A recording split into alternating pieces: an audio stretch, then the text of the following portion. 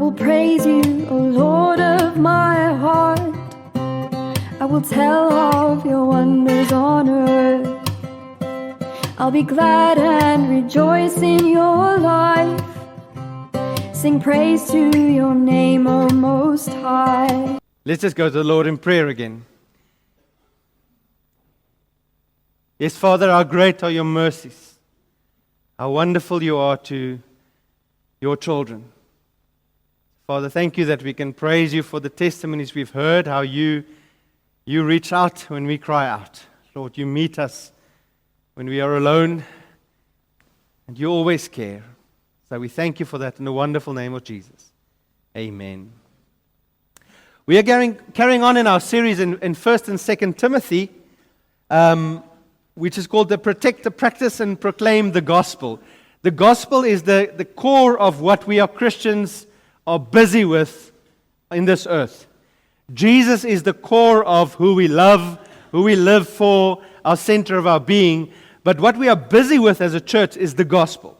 I mean, if it wasn't the gospel, we would be with Jesus. I mean, with Him, we can fully focus on Him, fully worship Him, fully live for Him. But there's a reason why we're still on this side, and the reason is the gospel. The reason is that other people need to hear, other people need to understand and get what we have. We've been looking at the qualifications of an elder, which today is very fitting, being Father's Day, that these are also good qualifications for any father to look at. If I want to be a man of God in my family, if I want to be a man of God in my relationship, I need to measure myself against this. And it's very broad. And so in terms of elders, you can see the role of an elder is to make sure that all aspects of church life is in balance. The aspect of holiness, the aspect of kindness, as we heard last week, the aspect of not becoming cliquey, but focusing on strangers and those on the outside. The aspect of caring. As a dad, it's the same thing.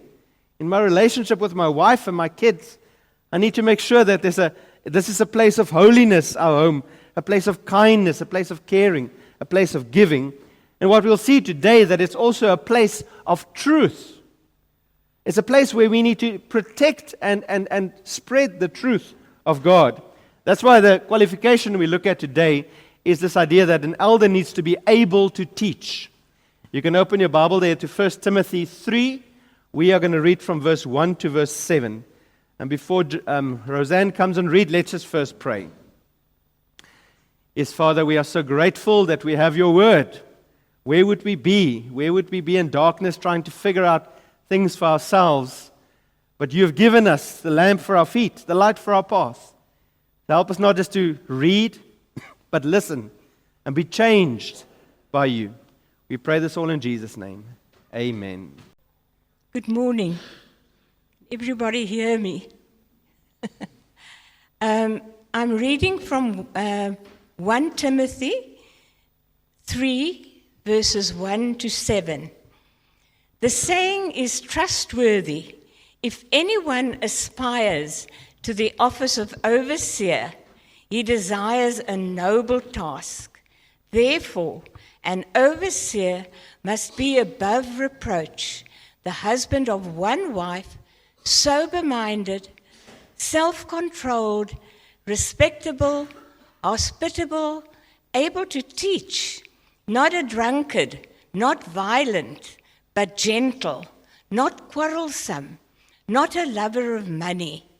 He must manage his own household well, with all dignity, keeping his children submissive.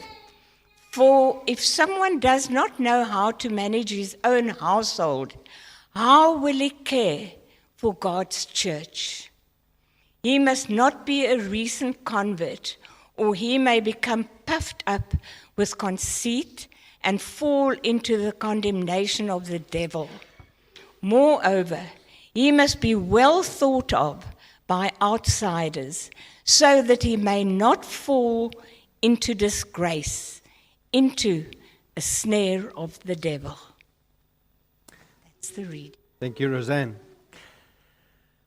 In the history of the church, if you look what's happening, and even in our own lives, you'll see that church or people often tend to move in one of two directions. So if I explain it to you now, you're going to see, oh yeah, I can see the churches on that side and the church on this side. And the difference is the difference between being pulled towards a knowledge-focused church or an experience-focused church. So knowledge-focused church is about primarily engaging the mind. It's where preaching and teaching is very important, a biblical understanding, doctrine and truth.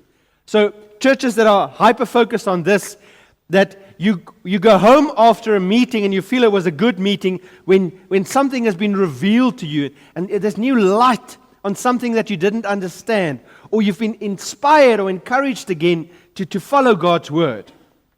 On the other side, there's churches that driven by primarily experience and not focusing on the mind but on the emotions. These are people that they focus on praise and worship. It's about the emotions and the encounter, and it's about feeling God's presence. So these people would go home and say it was a good service if I felt something, if something moved me. It's what I did, it's what the feelings that were involved. Recently on one of the Facebook groups, someone said, we are moving to Stilbaai soon, and we just want information about schools and things, and we're also looking for a church where we can sing nicely. Now again, it's important to praise God in song, but to pick your church based on music is a bit dangerous. I like the quote that says, picking your church based on music is like picking your restaurant based on music. Music's not unimportant, but I go for where I can find food for my soul. And so leaning to either side of these is wrong and bad. If I lean too far to knowledge, I become hard, I become proud, I become arrogant. This week with the teenagers we are doing 1 Corinthians, and we looked at 1 Corinthians 8, where it talks about there are certain truths that are true. They are true. We're not denying that they are true. But there's more to life than just knowing what is right. So it's good to know that, I can eat any food. But if there's no love, my truth makes me arrogant. My truth means I don't care how you're affected by my using of my freedom.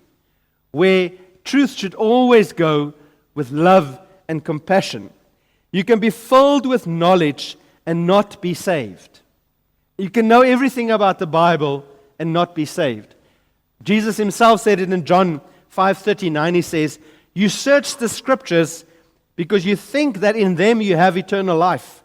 And it is they that bear witness about me. Yet you refuse to come to me that you may life. He says, you guys open the Bible. And you are so passionate about what you're learning and the truth. Everything is so good. But you're not getting that the Bible is a medium to me. The Bible is a pathway to me. But you stop on the pathway. You get so excited about the pathway that you never get to Jesus. Never get to who it's about. That's the danger of leaning only to the knowledge side. Now there are many dangers also leading to the feeling side. It is so easy to drift into weak faith when I'm focused on the feelings about God and not on God. 2 Timothy 4, we read and it says, for the time is coming when people will not endure sound teaching. People will come to a church and the Bible are preached, they go, I didn't like what he said. Was it from the Bible? Yeah, but I still don't like what he said. Will not endure sound teaching, but having itching ears, they will accumulate for themselves teacher to suit their own passions. So I want this type of feeling in church. So don't preach on things that harm that feeling. I want to have a certain emotional experience when I'm in church. Don't spoil it now by preaching about sin and hell and all these things. And will turn away from listening to truth and wander off into myths, stories. Now, a while back, someone from our church, we were at a gathering where there were people presenting a message, and at the third or fourth session, this person from our church stood up and went to the front and says, we are now in the fourth session, and you still haven't opened up your Bible. Because it was stories. It's witnessing. It's what I'm doing. It's what God has done for me. It's dangerous. You can be filled with feelings and passion and emotion and be lost. Paul writes about the unbelieving Jews, those who reject Jesus. And he says, brothers, my heart's desire and prayer is for God and to them that they may be saved. They are not saved. I'm longing for them to be saved. For I bear them witness that they have a zeal for God. They have the passion. They have the emotions. They have the drive. But not according to knowledge. You cannot learn anything from a Jewish person that doesn't follow Jesus. In the same way, you can't learn anything from a plumber that doesn't believe water exists. There's passion, there's excitement, there's clinging to what they're understanding. But unless Jesus is at the center, it's nothing. It means nothing. We need to find the balance. There's a church that we read about in Acts that had the balance done so well. Now, these Jews were more noble than those in Thessalonica. They received the word with all eagerness. There's the emotions. They were moved when they heard the word. And what do they do then? Examining the scriptures daily to see if these things were so. So they spent time with Paul and they were so excited about what they heard. And then they go home and says, well, let's see if Paul is talking nonsense. Let's see if it's true. And so it's the balance of the two. Now the thing is, it's not a balance where you put both on a scale and get them in balance. Because feelings are so fleeting. They are so deceptive. Emotions and experience can be so false, so empty. One way to understand the journey of faith, it's not the only way. One way to understand is that it's first a learned faith, then it's a lived faith, then it flows over into an experienced faith. In other words, before I can believe, I need knowledge. Imagine I'm asking you, give your life to Jesus, and you go, great, I'm giving my life to Jesus. And your next question is, so who is Jesus? It's very telling why in Acts, whenever Paul or Peter or John, whoever preached to the Jews, there were often great revivals. 3,000 people getting saved, 5,000 people being saved. Why? Because they already had the framework of knowledge. The light was just switched on for them. And so then they got saved.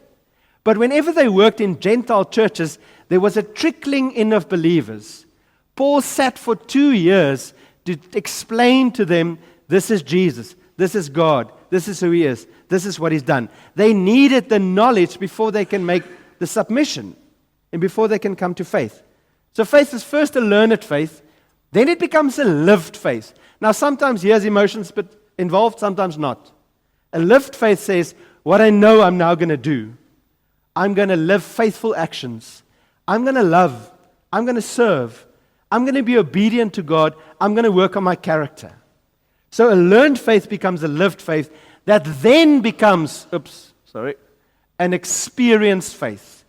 Then I get to the place where I can have a personal relationship with Jesus, where I can witness God's power in my life, where I can have inner peace and joy. The problem is some people want to start there. I want to have the joy. Oh, well, smoke machines give joy. Let's get some smoke machines into the church. You cannot start there. It has to start with the knowledge.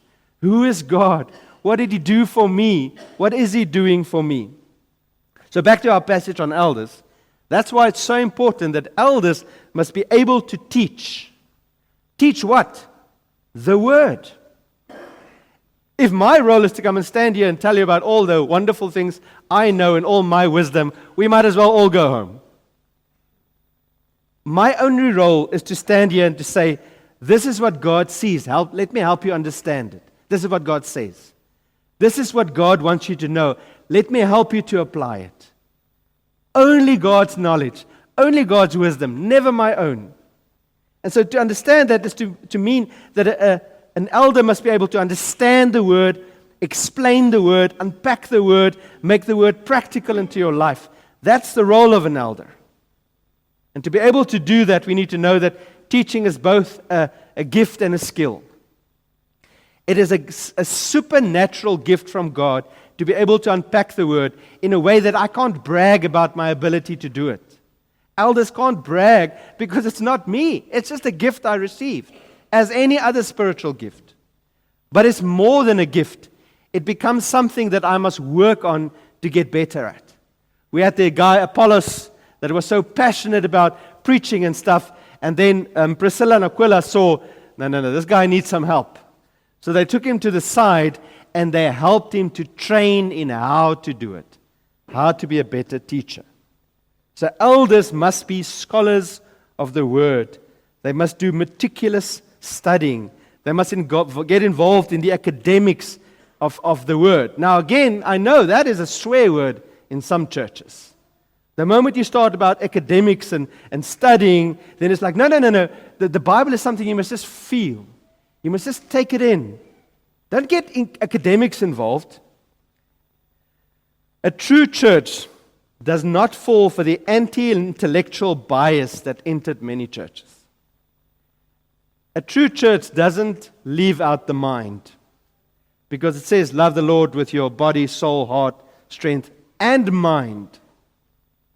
So why is it that some churches end up being so negative about teaching, so negative about knowledge? Well, the first reason could be that they are built on feelings. And not everything we learn about God brings emotions about. When I went to study, and I studied Greek, not every Greek class made you very emotional, unless maybe before the test. To learn the 50 verb forms of a word is not always emotional. But I loved how our lecturer made it godly. So we walked out of our Greek classes so inspired about who God is and His wisdom in writing the word in this Greek language that is the most complex language of that time in terms of explaining something beautifully. And so that you understand why the Holy Spirit took this form of the verb to explain this. So academics is not the problem. So one reason is, again, like I said, churches are built on feelings. The other problem is there are many very bad theological training centers. There are universities in South Africa where you can go to the theological department, and it's some of the best places to go if you want to become an atheist. Isn't it sad that the theological department in South Africa and in the world produces more atheists than the engineering department? If you are taught the Bible in a way by people who know the words but don't know the author, of course it's going to lead you to become an atheist. If the way you study the Bible doesn't make you more excited about Jesus, more in love with Jesus, more excited about His Word, leave. Go find another place. Here in our town, we have the privilege that you can go and study Veritas. They present the first level. Yeah, I think Larissa said they're almost finished with the first level. Bunch of church people in our church have done it. You go there once a week, Thursday, they teach you interpretation of the Bible. They teach you how to read the Bible. Beautiful. They teach you to get excited about Jesus. Okay. One thing also to note from this is that it says all elders must be able to teach, but it doesn't say all elders need to be able to preach. Preaching is a special, different gift. What's the difference between preaching and teaching? Preaching is presenting the truths in a way that glorify God and elicit response. So preaching is not just me going, oh, that's interesting. Oh, wow, that makes sense.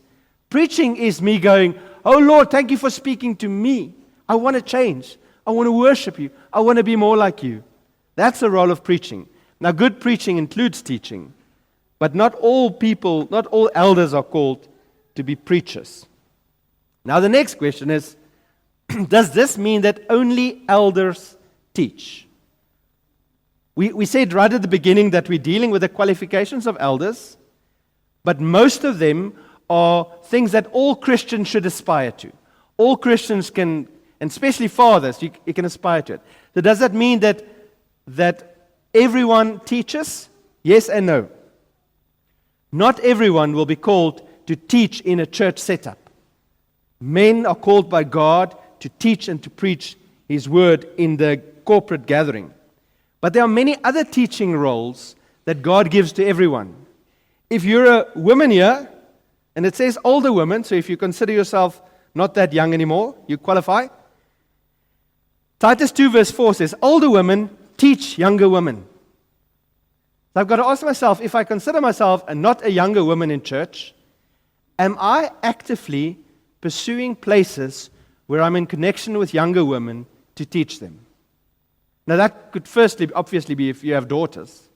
That's the best start. But are there other places where I choose to actively get involved in ministries where there are younger women so that God can use me in their lives? Another place of teaching is parents. Proverbs 1 verse 8 says, hear my son, your father's instruction, and forsake not your mother's teaching. Now that would have been very foreign in many ancient cultures, because a mother had no authority. Why would a son want to listen to the mother? God says, no. That lady is clever. That lady knows what she's talking about. I placed her in your life with the wisdom that she has. You better listen to her. God holds sons and daughters accountable to how they listen to their parents. But there's another way the Bible speaks about teaching. This one I really love. A way the Bible says there's one method that God invented, God created, where we all teach each other at one time. We find that in Colossians 3, verse 16, that says, let the word of Christ dwell in you richly, teaching and admonishing one another in all wisdom, singing psalms and hymns and spiritual songs with thankfulness in your hearts to God. This is the ESV translation. It's not the best translation. For instance, the NASB says that you teach others with singing psalms. The NIV says you teach through psalms. The ESV left out that connecting word. So what this passage is saying, God says, one of the main reasons I give music to the church is that we sing and teach each other. Every time we sing, we are busy rebuking, encouraging, teaching each other. So it matters what we sing. That is why we very seldom sing songs that's just repeating the same emotional line over and over and over and over. It's quite ironical that in our sophisticated society, the worship music becomes more shallow, more thin, more repetitive, more diluted. We can look at some of the hymns. Now listen, they were terrible hymns as well. But we can look at some of the hymns of the past and think how rich in truth they were. But you don't even have to go to the hymns. You can just go to the book of Psalms. The book of Psalms was a song book. At one point they stood up and they sang Psalm 119. They had to extend their service that day. But what do we want? I know, I want easy. I want things that's lekker to sing. Go read the Psalms. It is so rich, so complex, so full of wisdom. Why? Because this is what we should be teaching each other. We need to move beyond the milk. Stop singing milk songs all day long. Get to the truth of the matter. We want to sing songs that's rich in truth. And also, we don't sing to stir up emotions. The value in singing is not how it makes me feel. We sing not to experience emotions, but because we have experienced God. So my singing flows out of what God has. I bubble over into singing. We don't sing to feel happy. We sing because we have the joy of the Lord. We sing because we want to proclaim His glory. We want to show thankfulness. Singing is a response. It's not a source.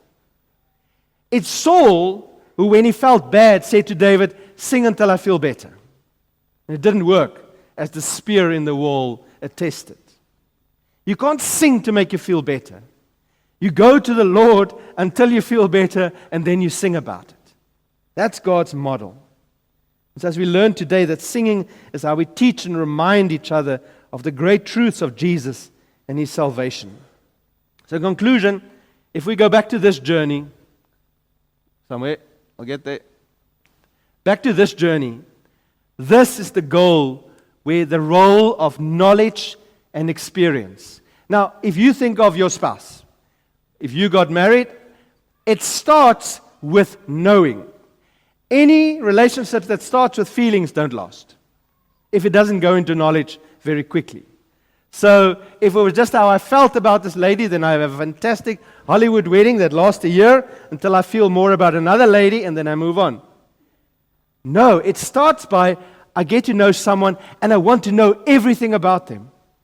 I want to learn what they think about life, what they enjoy, what they want to do. This is where you sit awake until 4 o'clock in the morning talking about life and just wanting to hear the mind of the other person and see what they're about. Not enforcing my way and my will on them. I want to learn. I want to know who you are. And from that doesn't flow feelings. From that flows, I want to be your husband. I don't care how I feel today. Today I want to love you. Today I want to give you everything. I want to serve you. I want to be your wife today. I want to respect you. Then from that, if those things are in place, then emotions come. That's why prearranged marriages work.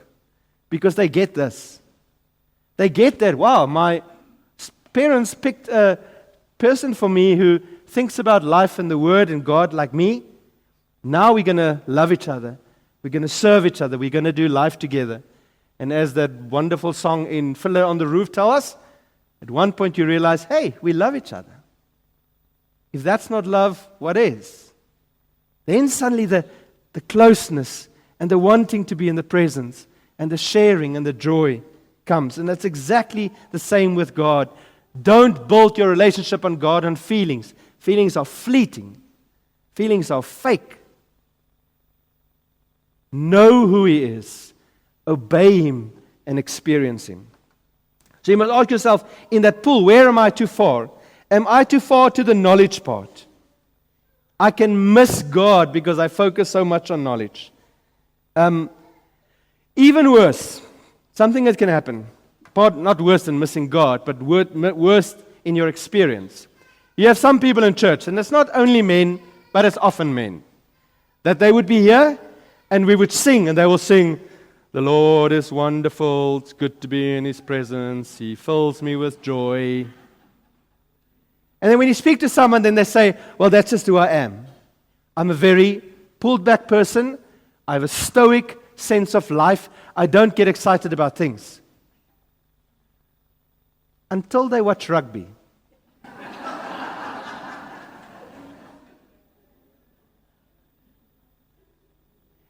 Isn't it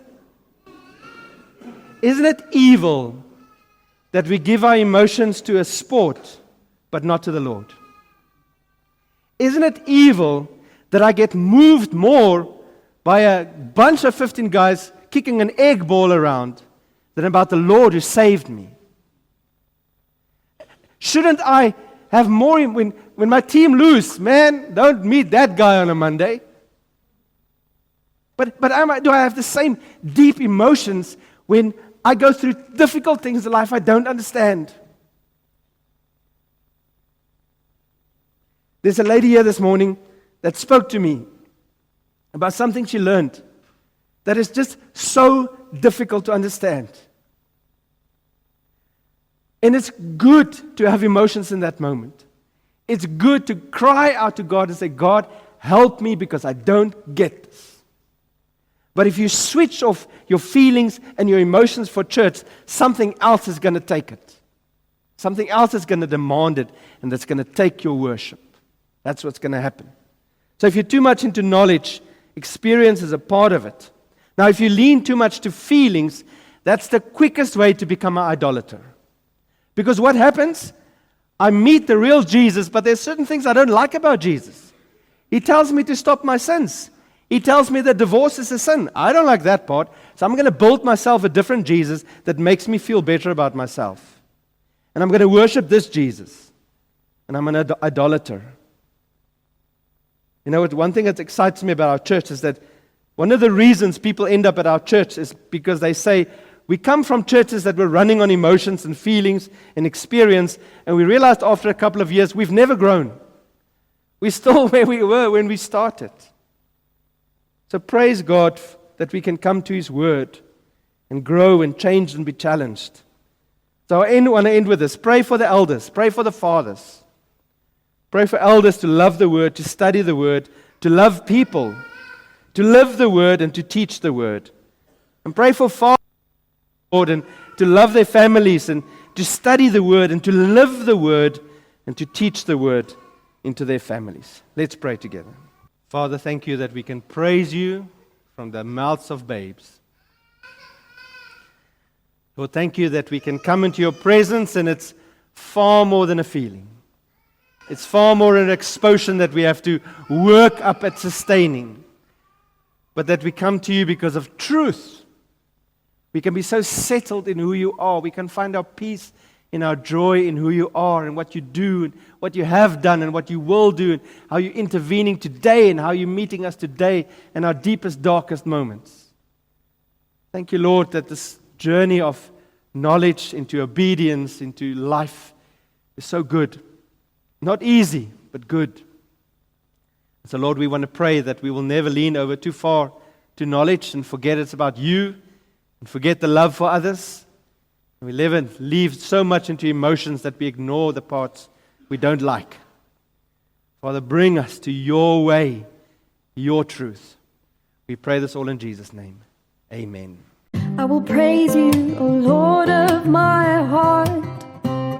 I will tell of your wonders on earth. I'll be glad and rejoice in your life. Sing praise to your name, O Most High.